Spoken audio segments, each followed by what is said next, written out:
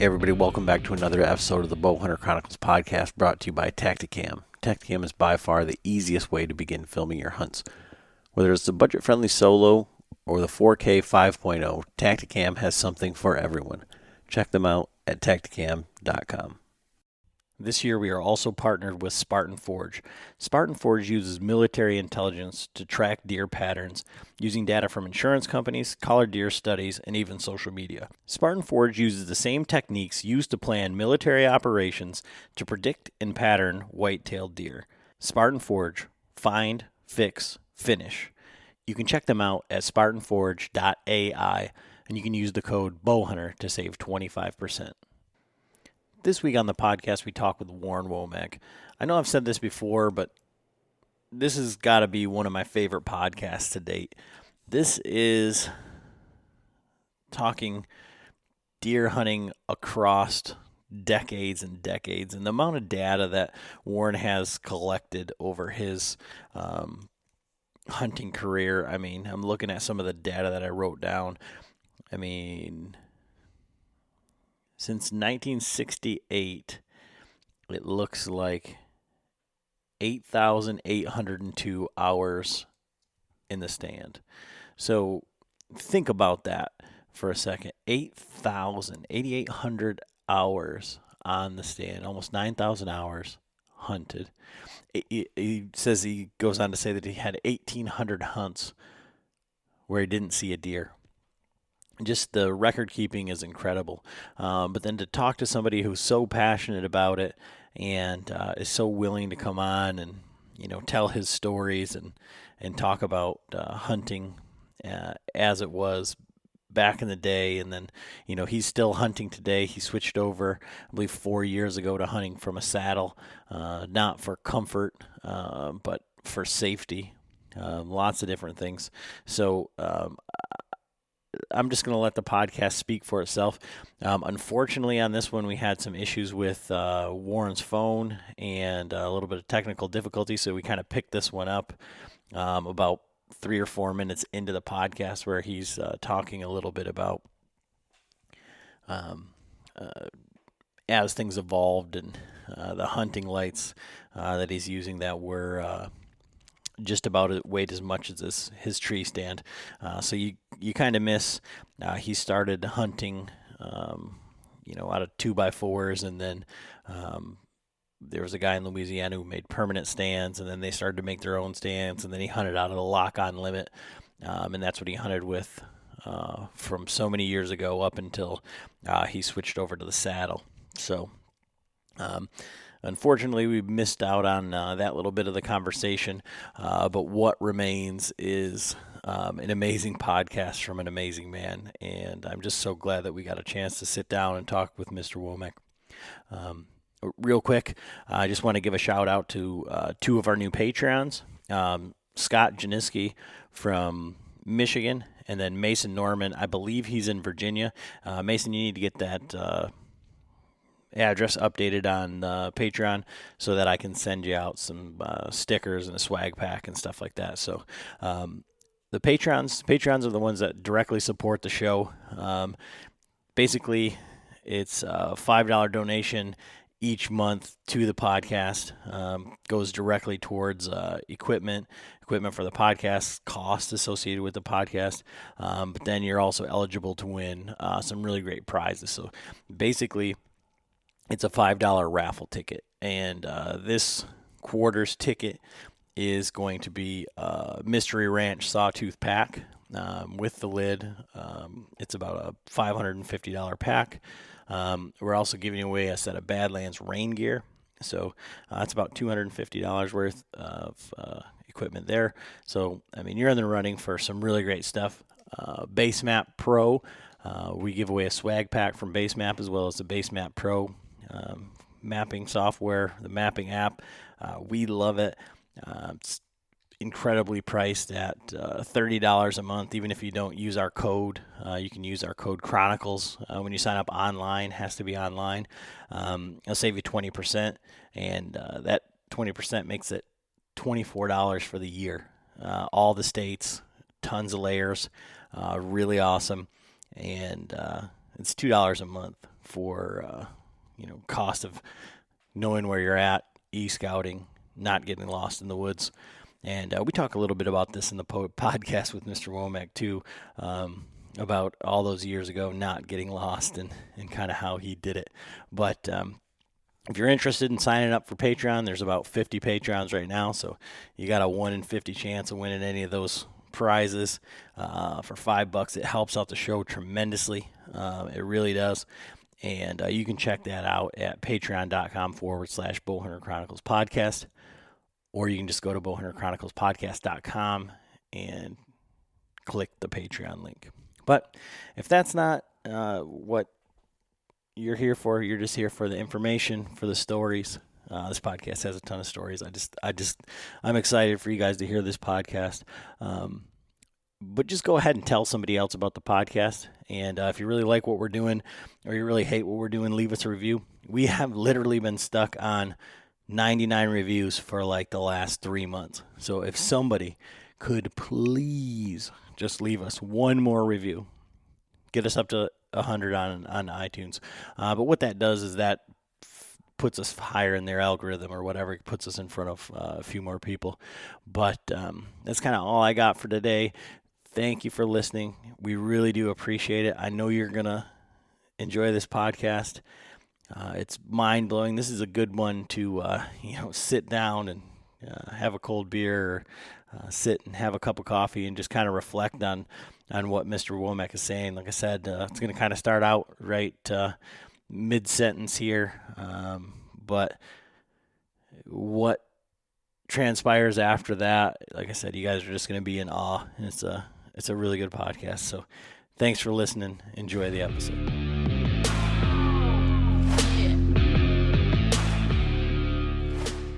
But then lice was always important. My partner and I, we hunted. I mean, it might not be much for guys that hunt out west and everything, but down in the southeast, some of the places we hunted is just unheard of, where we was walking and to go kill deer and pack them out. And lice was a problem, batteries and everything. We'd go in before daylight, using the batteries before daylight, and then hunt all day. And then it might be 10 o'clock getting out that night. If we killed something, had to find it and field quarter it and pack it out and take pictures and video and all that. And lights got to be terribly important. So we got a coon hunter light, and the battery weighed about 3.5 pounds. The battery weighed almost as much as my stand did. But we got a 3-day hunt out of one charge with it. We didn't have any options or potential ways of charging it, where we was at. So that light proved invaluable. Then from that, we graduated to LED lights. But when they come out with LED lights, I thought I died and went to heaven. I use those lights. They're very important. And I probably got one of the first lighted sight pins when I was hunting with a compound that I ever saw. I got those bow hunting magazines once they started coming out and everything, and they come out with a lighted sight pin. And I thought that was going to be the greatest thing in the world, because a lot of my hunting and my shots come right at dark, just during the last few minutes of legal shooting time. And I ordered that thing, and it was pretty good. That put me in the lighted sight pin business right there. And I was always studying this stuff and trying to learn as much as I could.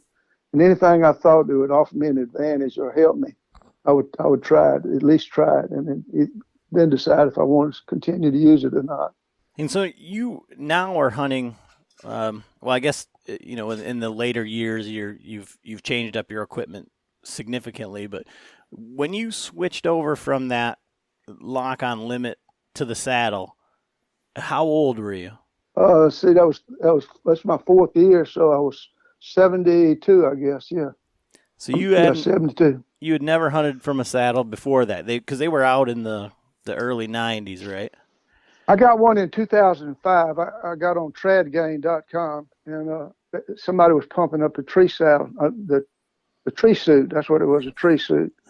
And I got interested in it. They talked about it so much I had to try it. But I ordered it. When it came in, I was extremely disappointed with it. It was actually heavier and more bulkier than my lock-on limit was, and a lot harder to pack and fool with. Plus, the tether on it was like a 3-inch band.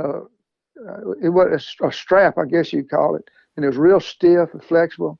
I tried it on a tree, and it wouldn't grip the bark. It would slide with it, and I said, "Man, this." It took me about 30 minutes to realize I didn't want anything to do with it, so I sold it to a friend after explaining to him everything that I didn't like about it, and he still bought it.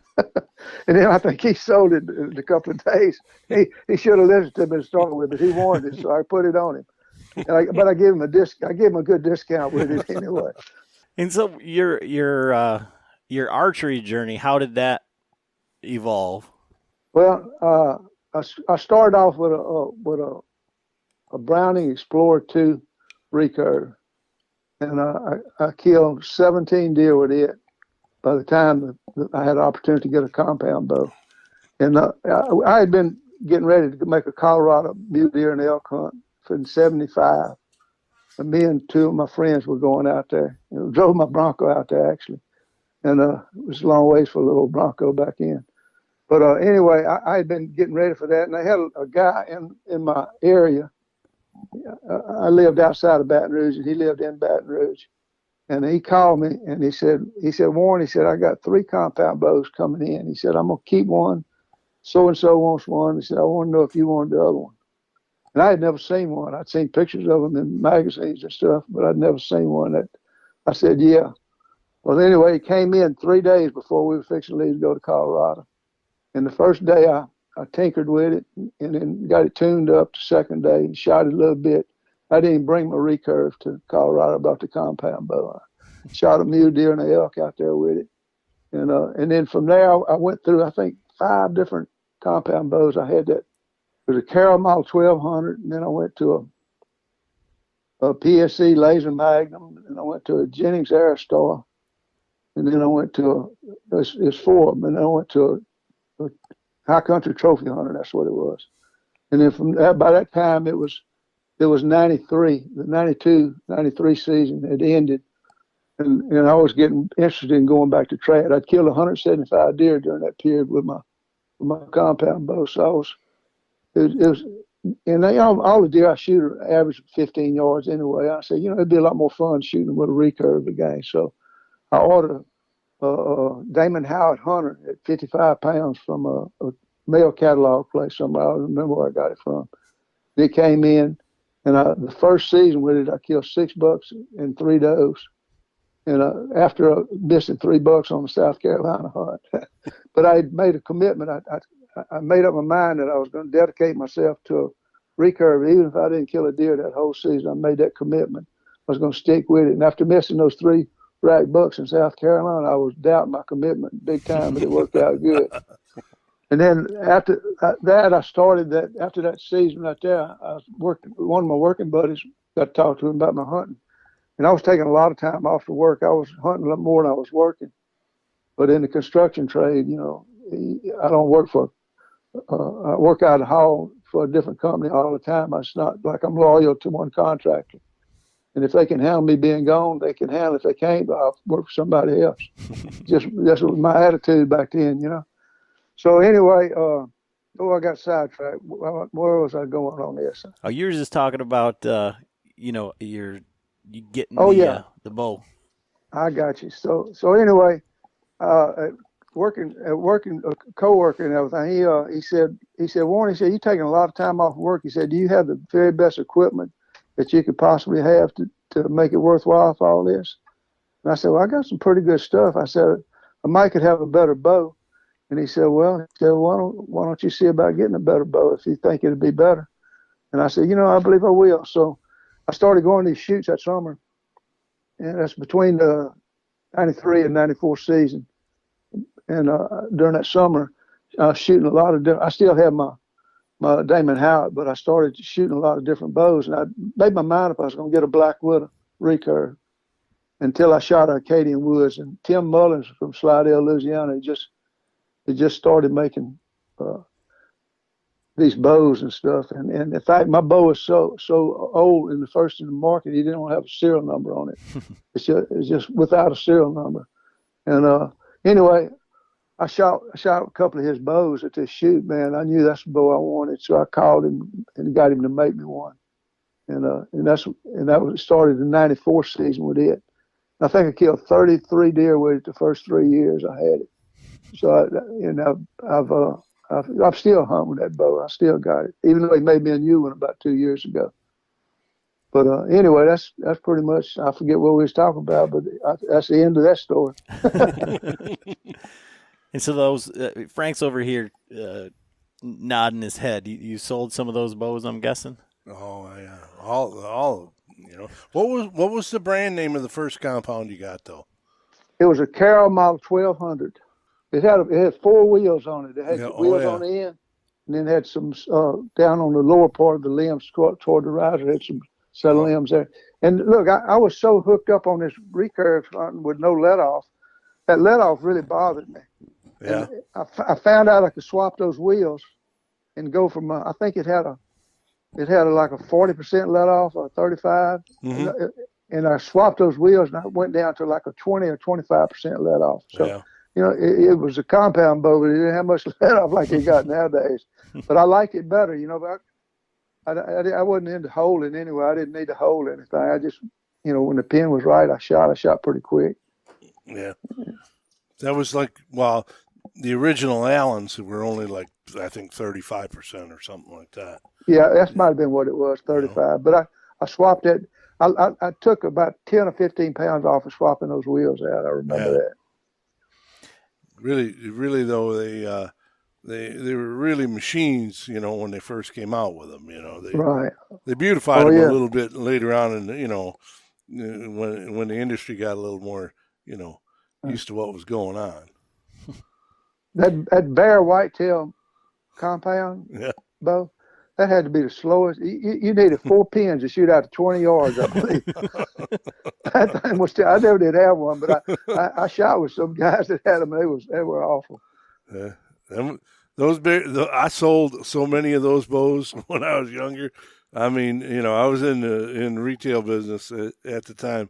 When the transition was, from recurved compound and stuff, and it was unbelievable.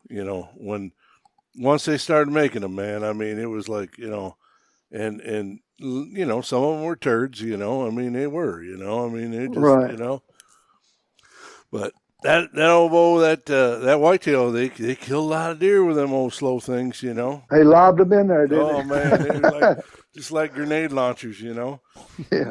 That Carroll 1200, they had a fast bow contest at downtown Baton Rouge. I forget, we had some kind of archery deal going on, and I took my Carroll down there, and it had to be 60 pounds and under. They wouldn't let you shoot anything over 60 pounds, and they shooting through a chronograph and everything. And I won the thing. I forget what I won. I won a couple of little prizes for doing it, but I shot 205 feet per second. That's what I was shooting right there, and won the contest. That was smoking. See, my recurve don't shoot about 175, 180, something like that, But my first compound that I ever got was a Bear Alaskan, and I shot that at I think it was 186 feet a second with the hunting arrow, through a chronograph, That's about what you're shooting now, isn't it? Yeah, it's pretty close. I shoot about the same, What, are you making fun of me, John? Come on.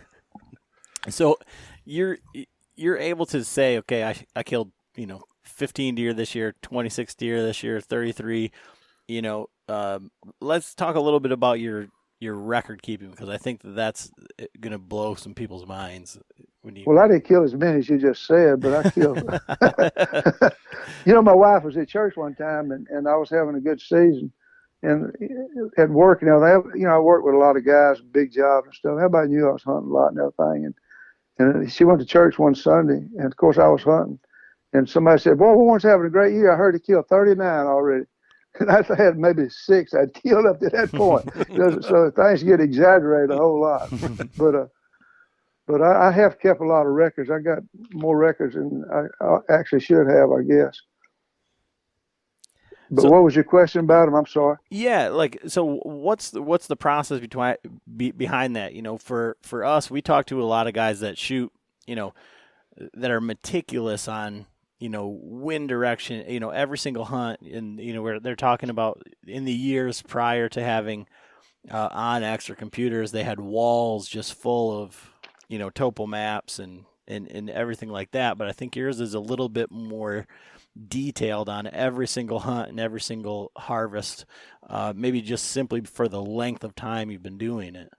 Yeah, well, except for the first 8 years, I started keeping records off the get-go. I had an uncle, my mother's youngest brother. It was 12 kids in the family, 6 boys and 6 girls, and he was the youngest, and of course the youngest brother too. But he was a pretty good hunter. They didn't have deer back in there like they have nowadays and everything. But he was a bird shooter and a good wing shot and all that. And he always kept up with numbers. He could tell you how many birds he flushed, how many he shot.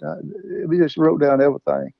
And I was getting really interested in deer hunting, and he could tell. And he said, "You need to write all this stuff down and keep up with numbers." And he said, "Take as many pictures as you possibly can, and then take some more." And he said, "Just record all this stuff." He said, "You'll really enjoy it." And then I had a coworker that back then, didn't have a lot of deer around here. He went to Texas every year on Texas hunt, and he'd bring pictures out on the job. I looked at them, and I was really impressed with him having those pictures and what they was all about and everything. So I listened to him, and I started from the get-go. Now, my record keeping wasn't real as detailed as it is now. It's like anything. You start off and you see ways to improve it. And every year I come up with another different recording. I can go back through a lot of my stuff and figure out different stats for it and everything. But after the first, let me see how many years it is right here. Where am I at? I got my guide right here.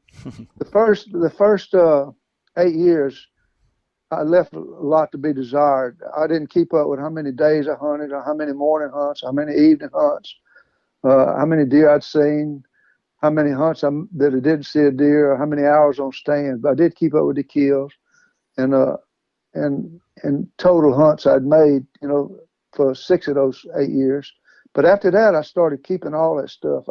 I had calendars I'd write stuff on. I had log books I'd write stuff on. I wrote stories about all my shots. I got a lot more shots than I got kills. I missed a lot of deer, but I'm honest about it. And still, it's an opportunity to kill a deer, and I like to write about it. So I wrote the story on every shot I took, whether it was a hit, miss, killed, find, or don't find. I wrote it all down.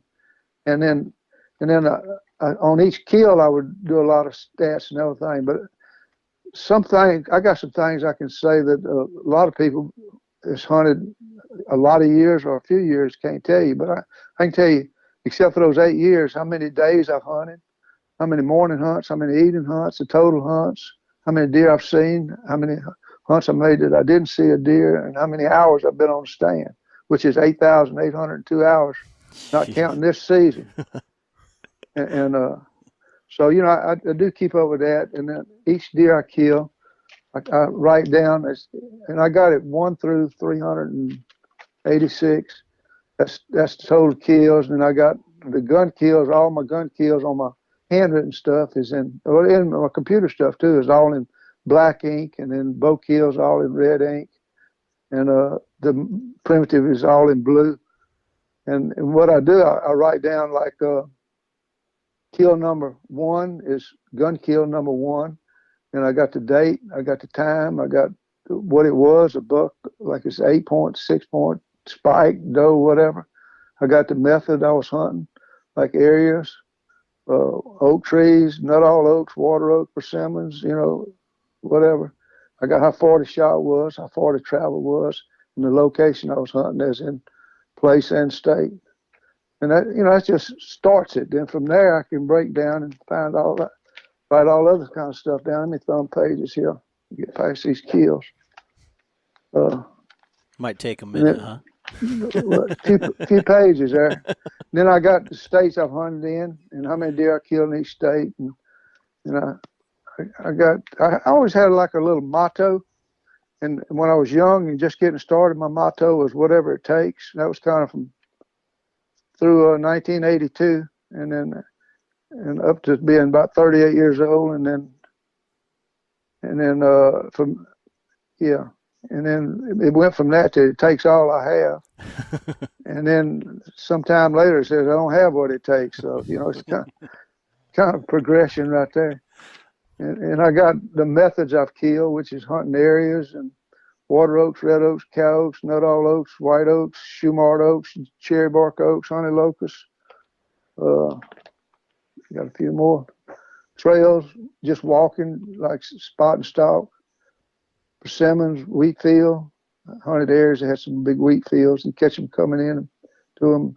Food plots, cutovers, creek crossings, soybeans, dogs. I never run dogs to kill deer, but I've had wild dogs where I was hunting run deer by me and I've killed them. And then calling and rattling. And then I got a running total of from first year, 1968, all the way through, saying how many deer I killed in each month, and a running total like that. And y'all still interested in hearing all this stuff? I might be saying too much here. No, it's fascinating. I mean, I think we're just all like got to pick our jaws up off the ground. Then I got.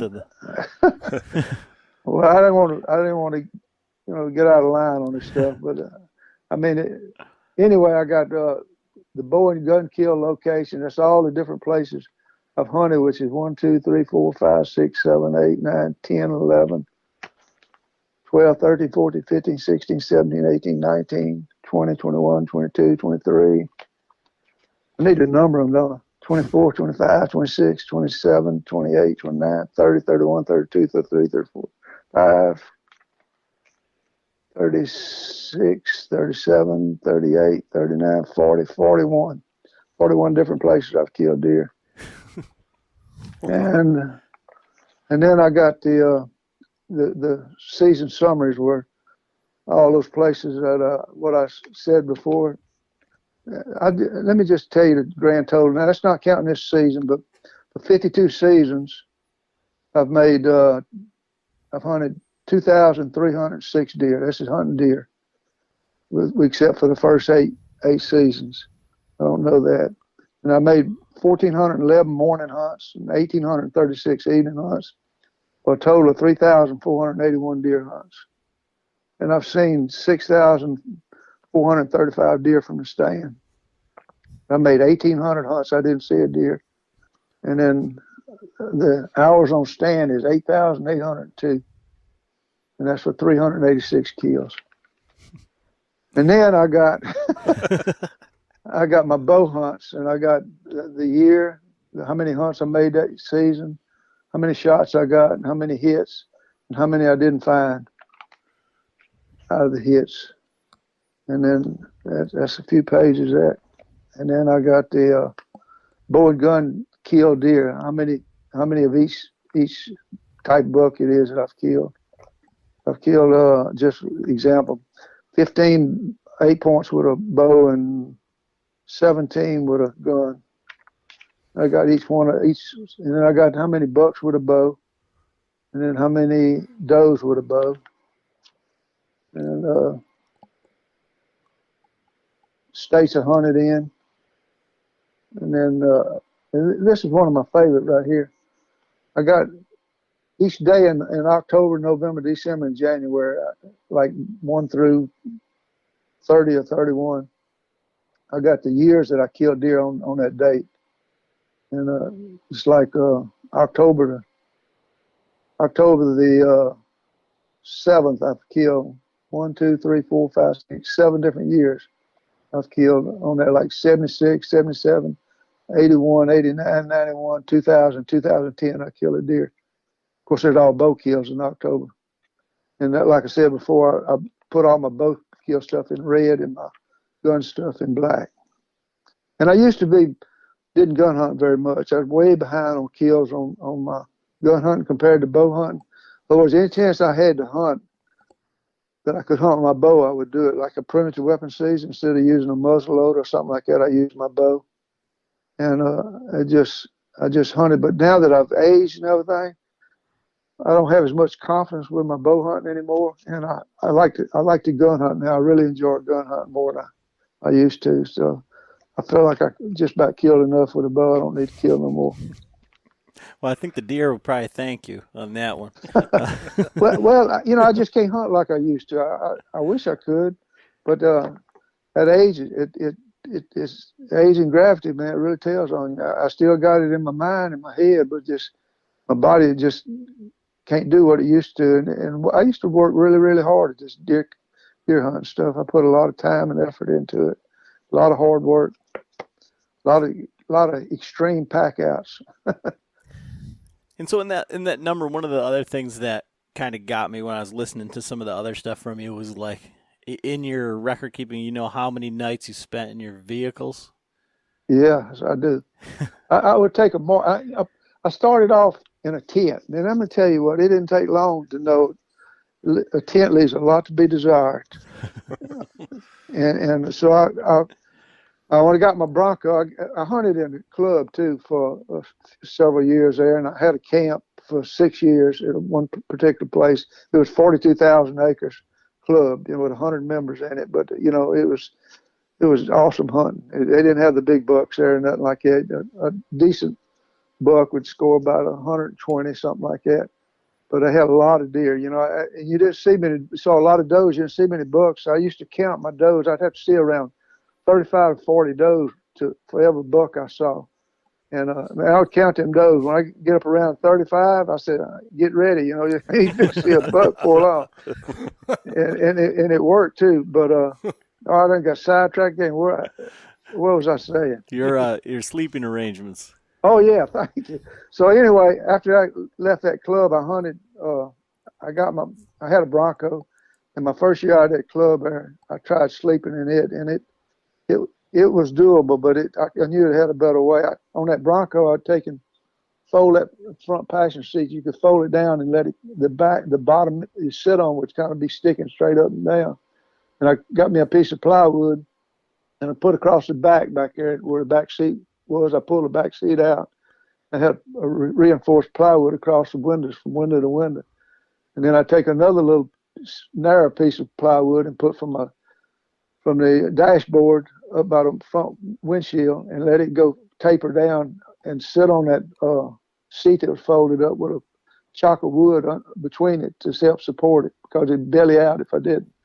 And then it went back to that other piece of plywood, and I slept there with my head up by the front windshield. And it left a lot to be desired. So the next year I got my 85 Ford pickup truck 4-wheel drive with a short bed. And then I got a camper hoof it, and then I set it up, put plywood floor in it with carpet on that. Had a real good bed frame made. I got a real good mattress to put in. I got curtains for all the windows. I had a reading light at the cab end of the bed, and then another cooking light or tailgate light at the other end. And man, it was comfortable. But every time I'd spend a night in it, I would take a marks lot and do a tally. Like 1, 2, 3, 4, then a cross deal like that. Mm-hmm. And when I got rid of that truck and that camper hull, I had over 1,100 marks on that thing. And that was over a 10-year period. I think I had it. And so I think you've got a pretty interesting time frame. I want to get into your hunting style and stuff like that, but I've heard you say that you need like about 4 days to do a hunt. That's to figure out an area. Can you kind of explain what you're talking about there? Yeah, and that's my problem right now. My wife needs me at home nowadays for the last 10 years or so. I have been going in overnight hunts or something like that. I had to make day hunts, and boy, your success just goes down terrible. The biggest thing I had for success, I guess the majority or the major factor was that I did daily in-season scouting. And when I'd go on a 4-day hunt, I had 4 days I would do daily in-season scouting. I'd take the first day I would get there at first light. Of course, I didn't know nothing. It'd been maybe 3 days since I've been in the area, or maybe 3 weeks, because I jumped around a lot. And I'd hit the ground running right at first light, and I'm looking for a high percentage hunt. Most of the time on a primary feed tree, and I'm just covering as much ground as I can as fast as I can, and I do that for 2 to 4 hours, and then I categorize what I found that I think will work according to wind direction, bedding areas where I thought they might be coming from, and a couple other different factors, which one was the best, which was second best, which was third best, if I found that many. And I would hunt the one I thought would be best that evening for an evening hunt. And then the next morning, if I didn't see any deer there, I might go back and hunt it the first 2 hours, or I might just start looking for another place. It depends on what what the situation was. And every morning of those 4 days, even though I'm not going to hunt a fifth day, I'm still hunting a morning hunt, and I'm getting down and I'm looking, I'm searching for that perfect place to climb where I can expect a deer to come in instead of hope one comes in. And that's what that was all about right there. But you don't want to climb and hope. You want to climb and expect. And you got to have the sign to do it. And I searched for the best, most recent sign I could find. And so our last podcast, we had a guest on and we were talking about capitalizing on the hot sign. And so it was more of like a rut type sign. So we were talking about rubs and scrapes and things like that. And I think, generally speaking, it sounds like your favorite place to hunt would be a feeding area or a feed tree. And one of our listeners had reached out and said, can you have him explain the difference between like that feed tree or that primary tree versus like on a small parcel area or even like when you're talking about these giant 42,000 acre areas, you've got room to run, right? Right. And he's talking about, how would that primary feed tree or whatever differ from like just an oak ridge or something like that.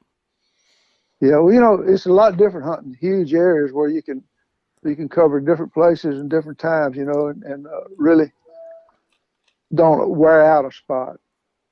And than it is a small place. That's what I'm doing now. I'm hunting those small places. I'm hunting behind my house, which we got 15 acres, and I got a couple of neighbors around that I can hunt theirs too. And then I got another small place up, and then it's just small places. They're not big, but I'm the only one that's hunting them, so that's a big help right there. But you can't do that. You'll run them off if you do that too much. But hunting small place, I think the best thing to do is, after a couple of years of hunting it, you're going to know where your best observation places are. From observation sits, you're going to find out your best places to set up. And if you don't hunt it too much, I think you can do pretty good. It's just don't work as good as it does having big, huge areas where you can move around from one place. I might hunt a drainage one evening, next morning I might be 5 miles from there, in the same big block of woods. And and I'm not wearing them out, but that's the fact. That's the fact I'm living with right now, hunting a small place, just like you mentioned and everything. But those deer, they got preferred ways of traveling through there too. They got flow areas, and the flow areas going from point A to point B, taking advantage of any kind of cover they can, whether it be thickness or elevation. And they don't have to be a whole lot thicker. I've seen deer in wide open woods. They come through it, and you see them, and then you don't see them, and then you see them, and then they'll disappear, and you'll see them again. Well, they taking advantage of any kind of cover and elevation to stay out of sight as they go through there. Once you find one of those things, it's going to be good until something happens to change what makes it good for them, that they can use it to their advantage. And so on those feed trees, though, what is it that you're looking for? I've heard you say that you want to find a tree that basically takes your breath away, right? Absolutely. You can't walk off from it. It makes you climb it instead of you making yourself climb it. And what I'm doing, and a lot of times I found them from blue jays, just scouting a drainage or something. They're going from tree to tree, checking for sign under it. And a lot of times I hear the blue jays squawking and thrashing around. You go to it, and they're on a hot tree, and they knocking acorns out, and the deer are going to come to it. But what I'm looking for when you walk up to a tree, you set that crown as a drip line, outside the crown of it, where you can get that crown, and you look inside that crown where the acorn should be falling. And it's going to look totally different than it is outside that crown. And if they look the same, the deer hadn't disturbed it, because them deer come into that tree on a regular basis, up to 2, 3. I've had a tree last 2 weeks before. It'd be the primary feed tree for 2 weeks, which is unusual. Usually they'll be forgotten for another tree that's in the prime better than that later on. But I've seen them. But you're looking for that inside that drip line. It's going to be the ground and leaves are going to be churned up. You're going to have deer crap on the ground. You're going to have acorns falling. You stand there for a minute and you don't hear an acorn fall. It might not be what you're looking for, but that tree is just an acorn falling every 30 seconds or 15, 20 seconds. I call it raining acorns. And the inside the drip line is all disturbed. The outside looks untouched. They got a coon up there, a squirrel's knocking acorns out. Just a real active tree at the time you find it. You better take advantage of it. It's telling you to hunt it.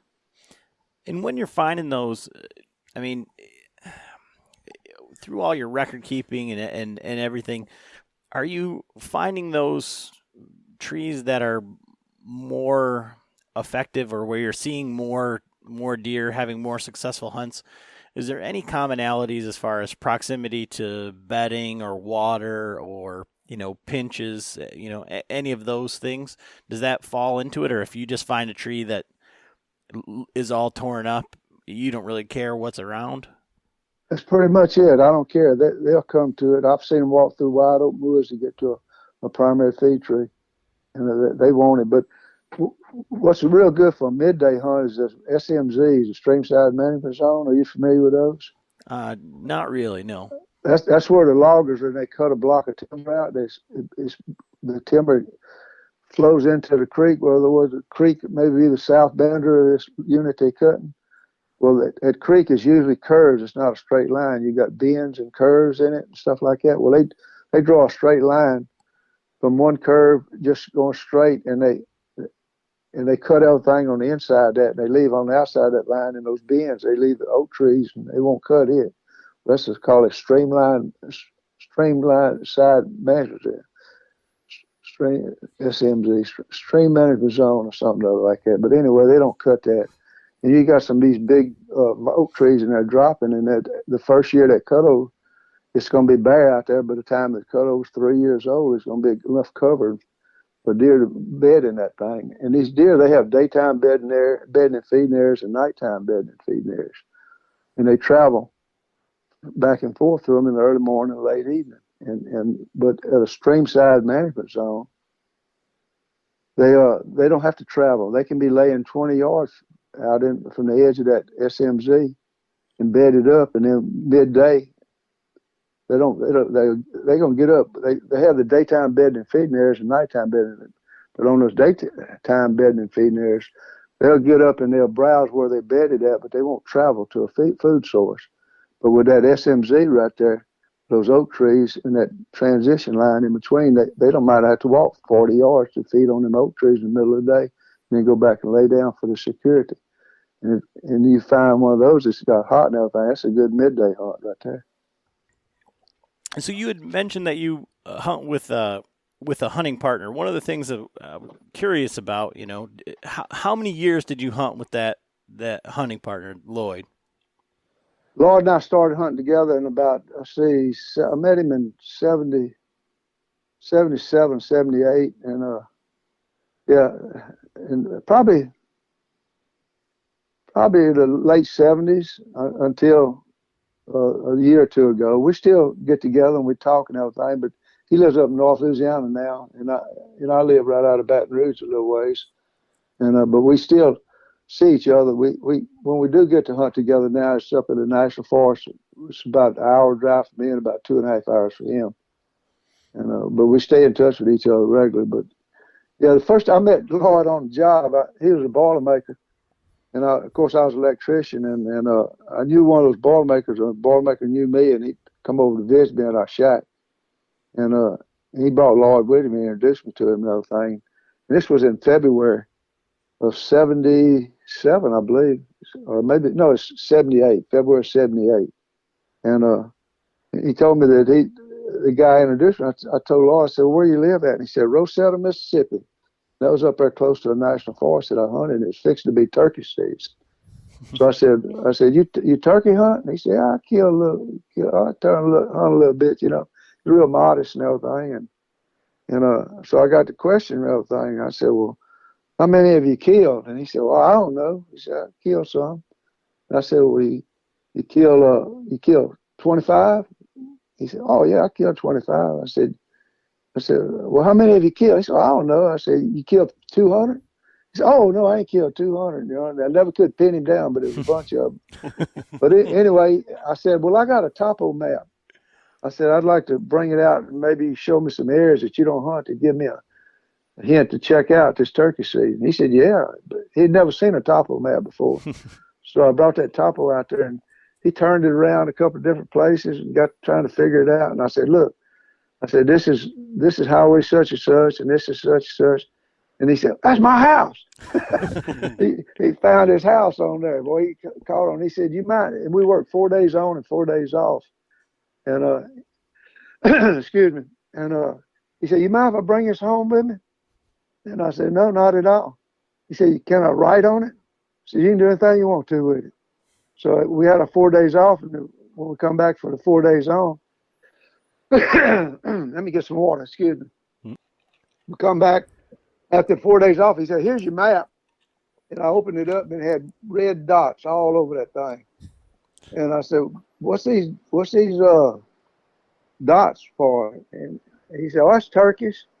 I said, each one of those dots is a turkey you killed. And he said, no, that's places I killed turkeys. I said, oh, man. So anyway, that was the start of it. We got together, and I got him interested in bow hunting. He had bow hunted a few times earlier, but it just started raining real hard. He had to pull that window down. But he had bow hunted, a few years back before the compounds got in, or with a recurve, and he wasn't into it that much, and he got him interested in it and fired up, and we just took off from there. But, he's a great hunting party, very dependable. I stuck a gaff in my ankle one time. We was hunting together, and I put my spurs on, and I was walking. It was a rule I had: never walk with my spurs on because you get tripped up, boy, and they can hurt you. And that's what happened. I picked out a tree on a trail to climb and put my spurs on, and before I climbed, I didn't like it. And I saw another and thought it might be better, and I wound up going to 3 or 4 more different trees. And the last one I was going to, a stick caught my toe as I picked my foot up, and it made me do a hop step, and my right gaff come down in my left ankle there, and it fractured my ankle. And but anyway, I limped. I made a hunt and limped out, and I left all my stuff in there. I was planning on coming back the next day anyway and hunt. We were sleeping in our trucks, and I woke up about 2 o'clock in the morning. That thing swole up, and I couldn't hunt. And I asked him. I woke him up about an hour earlier than what we planned on getting up. I said, "You mind going to get my Alice pack and my stand and all? I'd left everything but my bow, my video camera, in the woods." And he said, "Yeah, I'll go get it." So it was about a mile, a little over a mile, where I'd stashed all that stuff. He walked in there and got it and brought it back to me, and turned around, went right back in and make a hunt, and never thought nothing of it. But we've had great times, had a lot of great stories, a lot of memories together. He's an awesome person and an awesome hunter. And so did he have like a similar amount of success to you? I mean, as far as because over 50 years, when you say 380 some deer, it's kind of overwhelming for guys that have killed, a handful like myself, Yeah. Well, I had to I'd put it like this. He worked a lot of turnarounds and stuff as a pipe fitter, as a Boilermaker. But I really appreciated like 2 or 3 week head start I got on him, because it didn't take him long to catch me and pass me most of the time. He's an awesome hunter. He's one of the best woodsmen I've ever been in the woods with. He's just, I can't say enough about it, how good he is. And he's killed a lot of deer. And so do you think having a hunting partner like that, kept your drive up for hunting, or kept you motivated to go, or was it just, you were just happy to have somebody along for the ride? No, absolutely. I owe a lot of my success to him. He was relentless. We got another hunting partner too, Carol Horn, down the coast of Mississippi. And Carol is, I could talk days about how good he is and what he's accomplished and did and everything. But he describes Lloyd as relentless. They don't get too hard, don't get too hot, don't get too cold, don't get too far, don't get too wet. I mean, he's always ready. You can depend on him. He's always going to be there. and he is a good hunter. I mean, I wouldn't want him hunting me at all. I figure out of the three of us, I was in third place, just trying to keep from being fifth place between three of us. So you had mentioned, that you started, you left all your stuff out there, but your video camera. So, for all the guys out there that think that this, running and gunning and self-filming and all of that is new or just been invented from YouTube and new technology. I mean, how long have you been taking a camera with you in the woods? My son got a video. My second son, he got a video camera to film the birth of his daughter and everything. And I borrowed it in 1991. And we went on some preseason scouting. Me and Lloyd, I met Lloyd at an area up there. And we went in with that video camera, and I had my limit and my spurs. And I would climb a tree, and he sat on the ground and call with a fawn in distress call. And I videoed deer running in, and actually one of them run over the top of him, put a hoof punt on his head. I got that video on YouTube, I believe. But we that first day, I think we walked, made an 8-mile loop, and we called up about 25 does and stuff like. You don't call bucks, but you call them does, they come running in there. It's fun to kind of check an area, see what kind of deer they got and stuff like that. We was doing that in I believe it was August or September. It was late August or early September. We was doing that, just checking the area out and everything. And I had so much fun with it, and I enjoyed it. I ordered me a video camera for the 91 season, and I got it in. And the first October the 1st of 1991, I didn't have a way to a pedestal to hold it on my stand or nothing. I just had it slung around my shoulder, hanging there, and I shot a big 8-point in velvet, and I filmed him coming in. It was 3 bucks. I filmed all 3 of them coming in, and then the biggest one got right, and I realized this deer's like 15 yards from me. All 3 of them 15 yards from me, and I got my camera up looking through a video camera. I said I need to kill this thing, so I put my camera down and went ahead and shot him, and found him, and but I started doing video show and tell, and I started. The first year I just handheld, and then during that summertime I figured out a way to make a monopod on my stand to mount it on there, and I started filming my shots and all that, and I did that for 90 through 94, I believe, and that's be what 1 or 2, 3, 4 years of that, and I had a whole bunch of footage, man. I don't know how many hours of footage, and I put a VHS video together, just real rough footage of all the stuff I had, and I started showing it to people, and loaning it out. Man, I don't tell how many people have seen that thing, and everybody started encouraging me to make a video. So by that time, I had like 4 years of video, and I got with some guys in Jackson, Mississippi, that made videos. They had the studio and the whole thing, and I went in the studio with them, and we made a video called The Ultimate Challenge. And to my knowledge, it was released in 1995. That's when I started selling it and everything. And to my knowledge, it's the first video ever made for commercial sale that the hunter and the video man was the same person. It was all self-filmed, except for one hunt. My son filmed him shoot a deer, and I filmed him shoot it on there. But yeah, since '91, I got a season video ever season since '91. I mean, plus. I'll say that's just amazing. I mean, we're like I said, we're just sitting here like wide-eyed kids. I mean,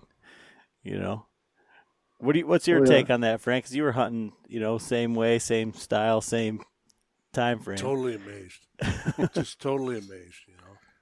How I mean, as far as his records and everything is concerned, and I mean, I've shot some deer, but I never was that meticulous. You know what I mean? It was just like I didn't record what I did. Yeah. So I don't know. It's really awesome just to listen to how he is so into the filming, the hunting. You know what I mean? Everything. It's really, really cool.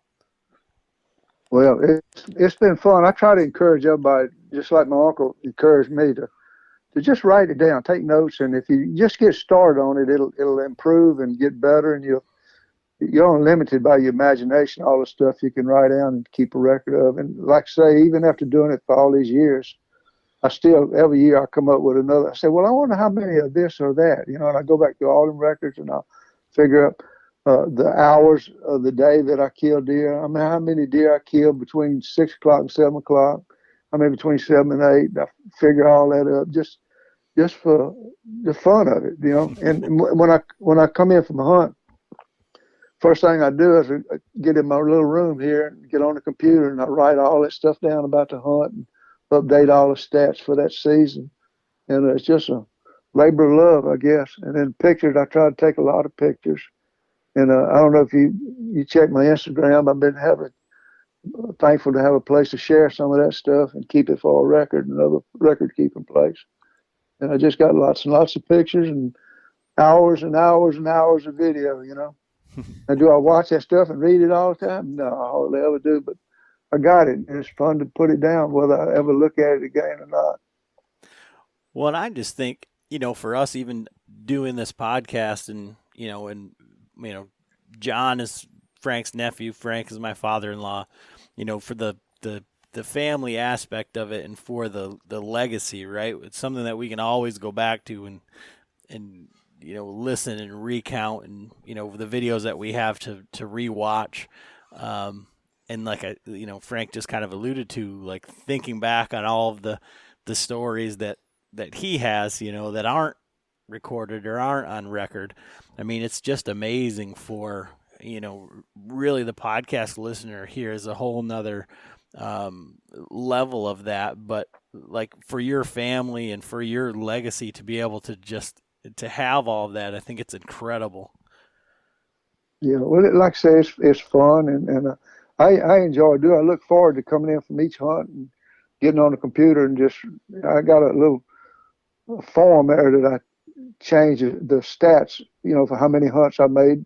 Like I hunted this morning, and I come in and at hunt for the year up to 1, and a morning hunt up to 1, and how many deer I've seen up to how many I saw, and it's an ongoing process. It just grows and grows.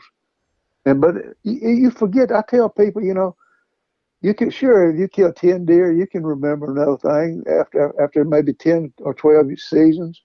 But when you've been hunting for 50 seasons and you kill 300 deer, you're going to forget them. You ain't going to be able to remember them. But if you got pictures and you got a story written about it, you can go back there and look at that picture and read that story, and it puts you right back in the moment. You can remember everything about it just like you was there a day ago instead of 5 years ago or something. And I tell you, I appreciate those deer, and I honor them by writing stories about them and being able to remember them like that. They didn't die for just nothing, They died for the meat for my family and for the memories I have. And nothing excites me like a deer coming in. I mean, I just go to pieces sometimes. I'm my worst own enemy, Well, and that's one of the things that I really appreciate about, like, the way that you have approached hunting. I think I heard you say that, nothing gets you more excited than killing deer. And fortunately, you've had that feeling a lot, right? Right. And so, like, for our guys, when we talk on the podcast, and a lot of it gets lost. And, when we talk to these guys and we talk about hunting big bucks and everything, like I said, with social media, everybody's killing huge deer because there's pictures out there, but the fun, I think that's why a lot of people gravitate towards bow hunting. And I know that's why we like it, is because it's so hard. I've heard you say, and we've said it on the podcast too, that, when guys say, I could have killed that deer, but I didn't, so many things can go wrong. And that's why we love it so much, right? You don't know. That really rips me when I hear people say, "Oh, I could have killed that by letting him go." You have no idea if you kill him until after you walk up to him, he's laying dead on the ground. So many things can happen. Right. I'm gonna tell you a little story about what deer mean to me and everything. I think it was 73. I was hunting on the Mississippi River, and they had a big bend in the river. I mean, a huge peninsula-looking bend in the Mississippi River, and it was basically all sandbar with willows and cottonwood trees. And the acres wasn't ready yet. It was early season, and I'd been walking myself to death trying to find a primary feed tree and hadn't done it. And I went out on that sandbar, and I couldn't believe how many deer tracks was out there. It was unbelievable. It's like I don't know what they was out there in that sand for, and those willows and stuff, but they were there. But they didn't have a tree big enough to hang a stand. And I don't like hunting on the ground or blinds or that like that. I like to have the advantage of being elevated. So I said, I got to hunt out here. I got to make it happen. So I had my Bronco back in. It was 74 because I didn't get my Bronco until 74. And I took my Bronco and drove down where I found a cottonwood tree about the size of a telephone pole diameter. And I took an axe and I cut that thing down, and I cut it 25 foot long. And I tied it on my Bronco, and I pulled it around, went out on the sandbar, locked my hubs in, went out on that big sandbar, up in them willows and stuff, and found a good little place. And I stopped, and I went back to the camp. There was a group. I was hunting in a club, and they had 2 or 3 camps there, and I found somebody had an old shovel back by the camp. I got that shovel, and I went back, and I dug a hole in that sand. And I dug it, had to go down about waist high on me to get to hard clay, which is about, I don't know, 3 or 4 foot, something like that. And once I got that, I had the hole was probably 5 or 6 foot in diameter because the sand kept caving in. Had a gigantic hole right there. And I went and got a hunting buddy, and he helped me pick the little end of that pole up and put it on the rack on my Bronco. Had a rack up there and put it on that, and then put the base of the pole. It's now a pole. It's not a tree anymore now. I put the base at the hole. And I backed up, and he guided it and dropped down in that hole. And it was put some sand in there, and I went out on the gravel road and shoveled up some gravel and put it in a tarp. Come back and mix the gravel in there to give it a good base. Packed it all down. Now I had a tree to hunt. So I climbed up there. Old Charles Lee told me, he said, "You're going to look naked up there on that tree. You ain't got nothing but a pole up there. They're going to see you." And I said, "Well, let me do this." So I cut a willow tree limb and climbed up there with my spurs and tied that willow tree on that pole, and I said, that'll hide me. So anyway, that I didn't hunt it that evening, but the next evening I did. I went there and set up and everything, and I killed a spike. And I told that story to somebody or something. They said, "You mean you went to all that work to kill a spike?" I said, "Yeah, but I'd have done it for a doe." So, it don't make any difference. You see something and you make up your mind you want to kill it. It don't make any difference if it's 10 point or if it's a doe. You carry out and do what you wanted to do. So, Warren, now, when they're out on that mud flat out there, them deer, was he eating catfish? No, it was actually a sandbar. It was sand and everything. No, but I don't know what they was eating. I guess they was eating them willows. Probably were. Willow leaves and everything, but they were out there. Yeah. So now, you say you live in Baton Rouge? I live north of Baton Rouge, about 30 miles. Yeah. 25 miles, something like that. Little town, southeast of a little town called Clinton. It's a parish seat. We were down there. Adam's mom and dad were down there with my wife and I 2 years ago, I think it was. Oh, really? We did a cruise on the Mississippi down there from New Orleans all the way up, Okay, on one of those river boats? Yeah. I'll be darned. And we stopped in Baton Rouge. That's the first time I'd ever been on the Mississippi down in there. Yeah, and, it's pretty big down here. Oh, man. But looked like a lot of good hunting down there. It is now. Yeah, they have some good hunting. But it looked like a lot of clubs and stuff, though, right? Yeah. What state? Yeah. What state are y'all from? Michigan. Michigan. Oh, okay. Yeah. You said you had done some electrical work up here, right? Yeah, I worked in Detroit, and Tom Nelson, huh? I'm sure. Know of him? Yep. Yeah. Well, anyway, he came down and made a hunt with us at that 42,000 acre place I was talking about. And I wrote an article at the time. He was contracted by Bowhunter magazine for I think 5 or 6 articles a year, and he came down and made a January hunt with us, and and the river was in flood stage, and we was having to go in by boats. It was quite an ordeal and everything. And I have some good memories about him coming down. He was real young then. This was in '82, I guess. Yeah, '82, and he was a young fellow then. I think he killed his 20th deer with us on that trip. So, like I said, when I was talking back and forth with you, we could do story time the whole time. We talk about like dedication, the lengths you'll go through. I remember hearing you talk about killing a deer and having to ride it home on a motorcycle. Well, I rode it back to the camp. It wasn't home. Yeah.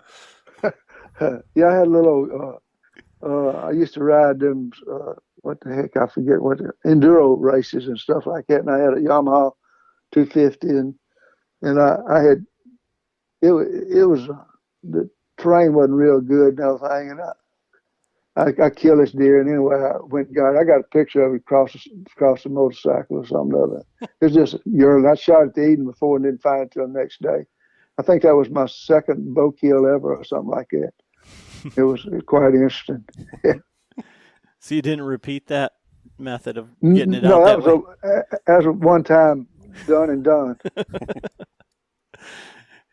Oh, man. So for guys that are just starting out, you said that was your second ever bow kill. For guys that maybe haven't killed a deer with their bow or, haven't killed a buck with their bow, what advice would you have for them starting out, given all of your experience, but then kind of the way that things are today with, the hunting world?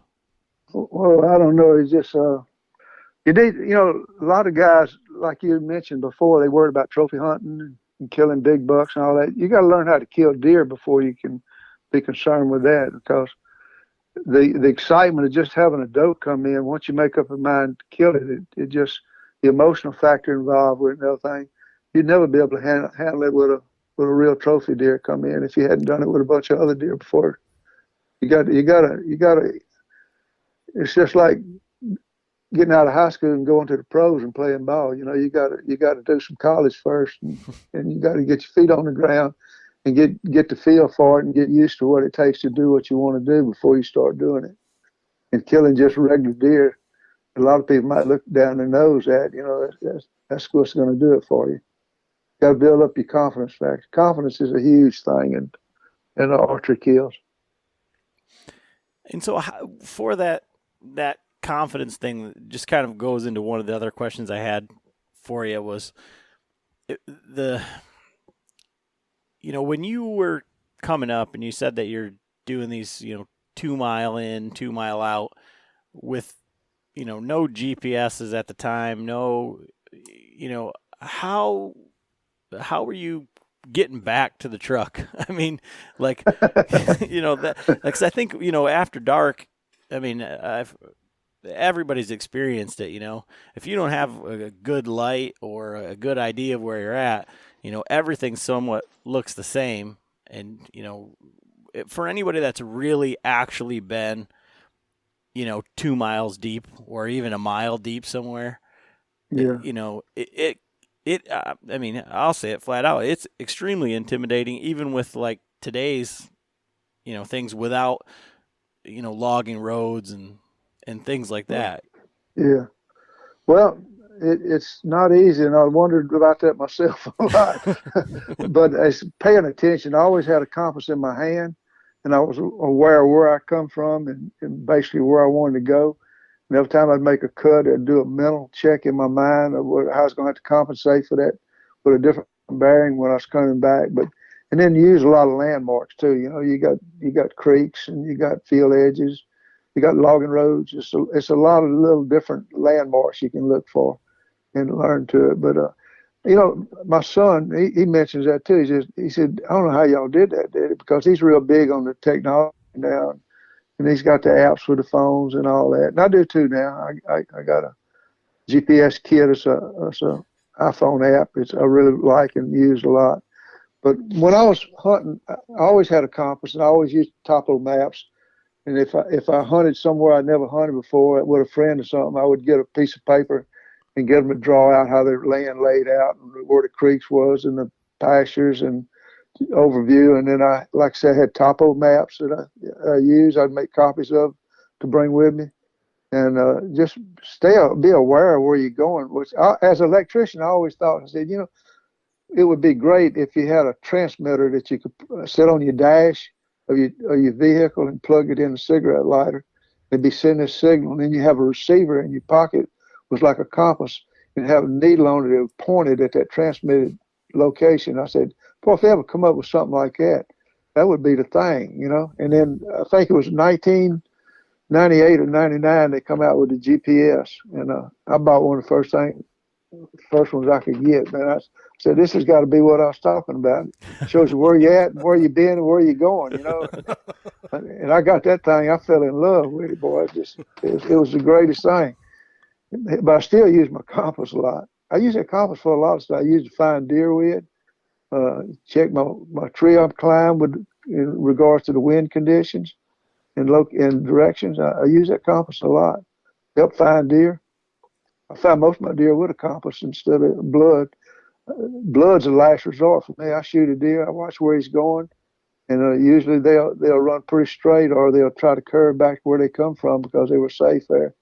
And I'll walk it bearing out, look for them, and run a few bearings before and if that fails, I'll go back and then have to do blood. But that compass, man, that's a great tool. I won't go in the woods without it, even my backyard. And so now, when you're hunting these like smaller properties and not having, I would imagine that you're not having to use so much technology on, small acre properties like that. How has that changed the way that you're hunting? Are you looking at the weather and the wind now and saying, well, I got to hunt this property in this stand area? Or, how has that changed the mindset going into each hunt? Oh, it's huge. I always aware of the wind direction and what areas has proved itself in certain wind directions and stuff like that. Yes, that's important. The wind is everything. But sometimes they say it's going to be one way, and you get there and it's totally different what you expected. Mm-hmm. You can't depend on it, but you got to have something to start with anyway. That weatherman, he gets paid either way. That's right. Yeah, and all that percentage stuff, that's just a way of saving his hide. Well, we said it was going to be 40%. That's almost 50. Yeah. I've missed out on a lot of hunting because I listened to that weatherman and thought I was going to get wet. And it don't even rain. Oh, yeah. Thing is, you got to go. That's it. That's it. You can't kill him at the house. That's right. The old boy told me one time, he said, you ain't going to kill him on the couch. That's right. That's it. That's the deal. Well, I really appreciate, you sitting down and talking with us tonight. Like I said, I've listened to just about everything that you've had out and, watched all the stuff on YouTube. And I just think, one of the things that's lost in this new era, of the generations and everything, it gets, everybody who, as soon as another generation comes, it's like in the military, they say, well, I had it harder than you guys and these new guys. And, it's just something that you deal with, right? I was in the Marines, so everything is old core, well, when I was in.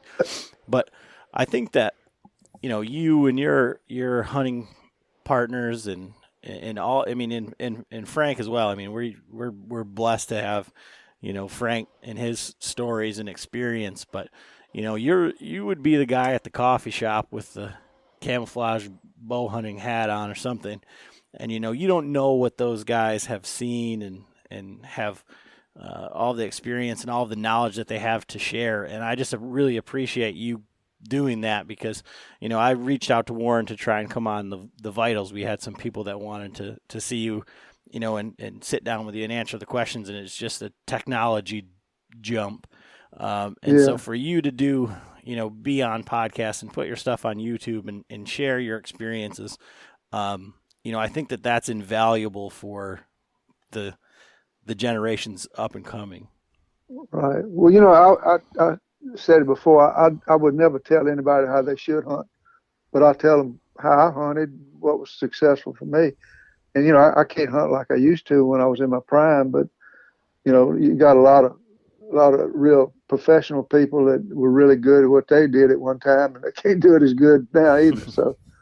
So you know, Father Time really changes things. But yeah, I've always enjoyed sharing. I don't mind sharing it all. Well, awesome. So where can people follow along with, you know, your YouTube and your Instagram, and if they want to track down that video, how do they do that? Well, the video, bits and pieces of it's on my YouTube, some of the kills and stuff. I'm thinking about putting the whole thing on there, but I just hadn't made the commitment. But it's old, you know. It was released in '95. I sold that thing up until 2 years ago, and I got so embarrassed about selling it because it was so old and everything.